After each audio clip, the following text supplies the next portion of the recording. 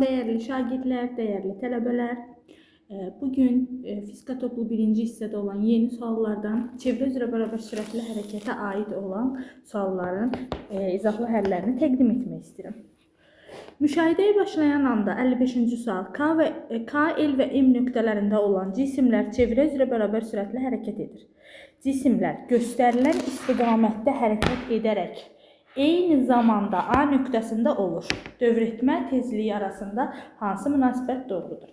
Dəyərli yoldaşlar, biz bilirik ki, O mərkəzli disk üçün deməli, omega bucaq sürəti, dövrətmə periodu, dövrətmə tezliyi və dövrlərin sayı. Bunlar konstant, yəni sabitdir. Hər bir nöqtədə K, L, M, A fərqi yoxdur. Hansı nöqtə olur olsun, O mərkəzli disk üçün bu yazdığım 4 kəmiyyət sabitdir. Bizdən də bunlardan biri tezliyi soruşduğu üçün biz sabit olaraq götürəcəyik. 34-cü suala baxmaq istəyirəm. Sürüşməsiz deyilənən diskin mərkəzindən yerə nəzərən sürəti və yerə nəzərən sürəti 2 metr bölünsün saniyədir. Verilmiş anda M nöqtəsinin yerə nəzərən sürətinin modulunu hesablayın.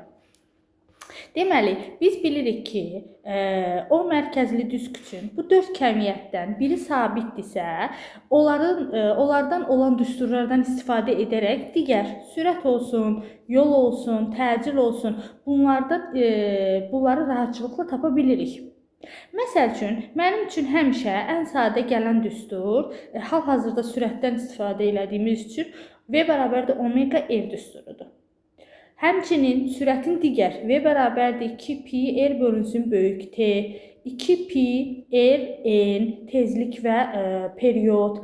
Həmçinin V bərabərdir 2pi R böyük M bölünsün T, dövr sayı. Bu düsturlardan da istifadə edə bilərik mütənasiblik qurarkən. Ancaq ən sadə düstur mənə bu gəldiyi üçün mən həmişə bu düsturdan istifadə edirəm. İndi fikir verin. Əgər burada omega sabitdirsə, O mərkəzli diskdir. Sürətlə radius necə mütənasib oldu? Gördüyümüz kimi bərabərliyin hər iki tərəf bir-biri ilə düz mütənasib. Deməli, düz mütənasibdir radius.